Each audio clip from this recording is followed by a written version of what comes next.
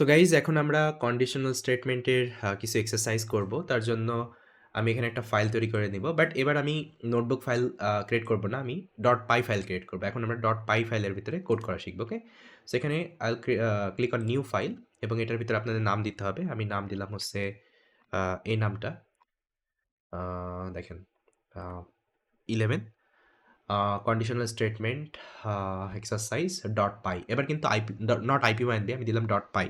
তো এটা হচ্ছে ডট পাই ফাইল। ওকে, এটাকে বলে পাইথন ফাইল এবং এর ভিতরে আমরা এখন কোডটা লিখব। তো প্রথম যে এক্সারসাইজটা আমরা করব, তো এক্সারসাইজটার নাম হচ্ছে find the mean of three given number. তা আমাকে মিনিমাম ভ্যালু বের করতে হবে তিনটা নাম্বার থেকে। ওকে, তিনটা নাম্বার আমরা ইউজার থেকে নিব। তো কীভাবে ইউজার থেকে নিতে হয় আমরা অলরেডি শিখছি। আমরা ইনপুট ফাংশনের মাধ্যমে তিনটা নাম্বার নেব এবং সেটাকে টাইপ কাস্ট করবো ইন্টিজারে। ওকে, আপনার চাইলে ফ্লোটিংয়েও করতে পারেন, বাট আমি ইন্টিজারে করতেছি অ্যাজ অফ নাও। ওকে, তো এটা হচ্ছে নাম 1, এটা হচ্ছে নাম 2 এবং এটা হচ্ছে নাম 3। এখন আমাদের কন্ডিশন চেক করতে হবে যে কোন নাম্বারটা হচ্ছে ছোট। সো কন্ডিশন চেক করার জন্য এটা হচ্ছে সিম্পল একটা লজিক। আমি প্রথমে দিতেছি ইফ, আমি চেক করতেছি নাম 1 ইজ লেস দ্যান নাম 2। ওকে, নাম 1 ইজ লেস দ্যান নাম 2 অর নট। অ্যান্ড ওকে, আমি অ্যান্ড অপারেটর ইউজ করতেছি, আপনার হয়তো remember and operator. Okay, and operator logical operator. And নাম 1 ইজ লেস দ্যান নাম 3। তার মানে যদি নাম 1 নাম 2 থেকে ছোট হয় এবং নাম 1 নাম 3 থেকে ছোট হয়, তার মানে মিনিমাম নাম্বার কোনটা? ডেফিনেটলি নাম 1। ওকে, আমি প্রিন্ট করতেছি নাম 1। ওকে, আবার চেক করতেছি নাম 2 কি নাম 1 এর থেকে ছোট কিনা। ওকে, আবার অ্যান্ড নাম্বার 2 ওকে নাম 3 থেকে ছোট কিনা। যদি ছোট হয়, নাম 1 এর থেকেও ছোট হয়, নাম 3 থেকেও ছোট হয়, তাহলে মিনিমাম নাম্বার কোনটা? নাম 2 ডেফিনিটলি। ওকে, আর যদি কোনোটাই না হয় তাহলে মানে কি নাম 3 হচ্ছে আমাদের মিনিমাম হচ্ছে নাম্বার। ওকে, এটা আমি লিখেছি এলস কন্ডিশনের ভিতরে। তো এখানে যেহেতু মাল্টিপল কন্ডিশন আমি এখানে লিফ ইউজ করছি। Okay, I hope it make sense. Now আমি যদি এই প্রোগ্রামটাকে এক্সিকিউট করতে চাই, সিম্পলি আমাকে প্রথমে সেভ করতে হবে কন্ট্রোল এস দিয়ে। ওকে, এখানে দেখেন একটা হোয়াইট মানে গোলের মতো একটা চিহ্ন আছে, এটা যদি কন্ট্রোল এস করেন তাহলে কিন্তু এটা হারিয়ে যাবে, তার মানে সেভ হয়ে গেছে।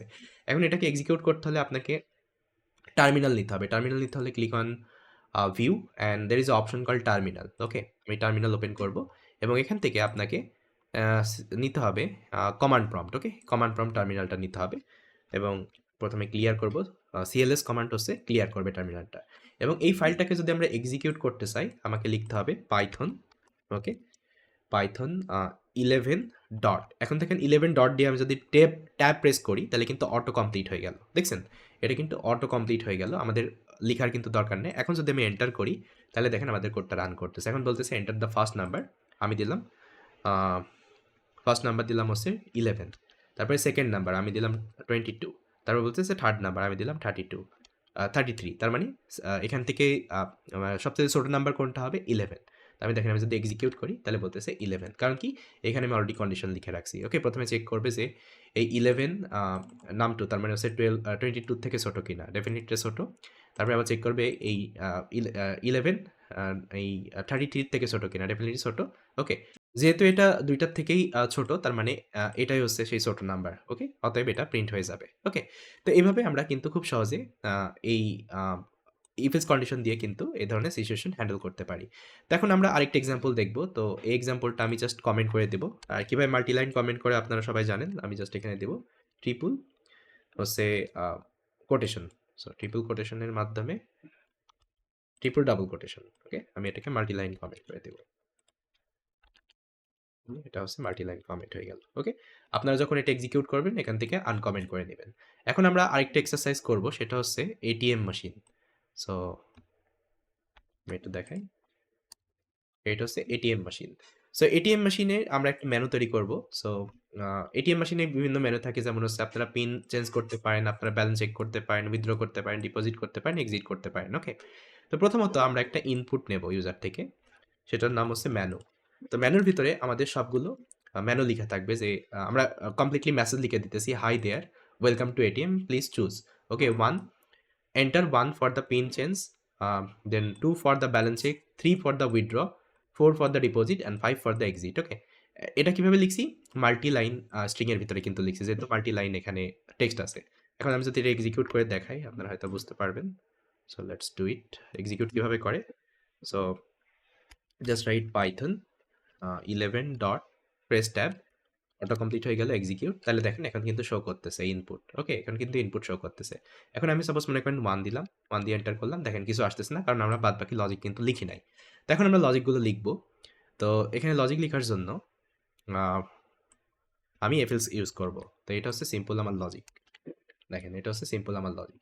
এখানে আমি কি লিখছি? আমি যদি একটু ছোট করে দেখাই। এখানে লিখছি ইফ যদি মেনু ওকে?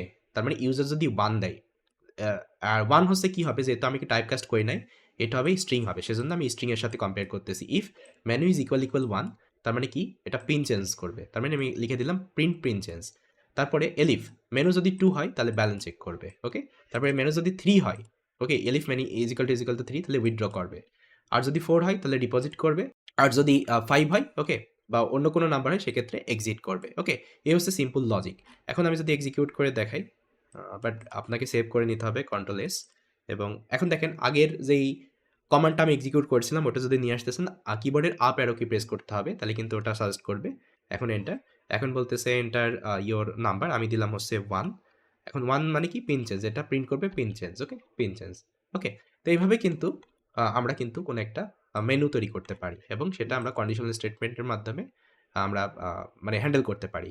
তো এই এটিএম মেশিন প্রজেক্ট আমরা করব যখন আমরা ওওপি শিখব তখন আমরা একটা এটিএম মেশিনের প্রজেক্ট আমরা করব কমপ্লিটলি এটিএম মেশিনের একটা ফাংশনালিটি আমরা তৈরি করব। Okay? As of now just to show you okay how conditional statement works.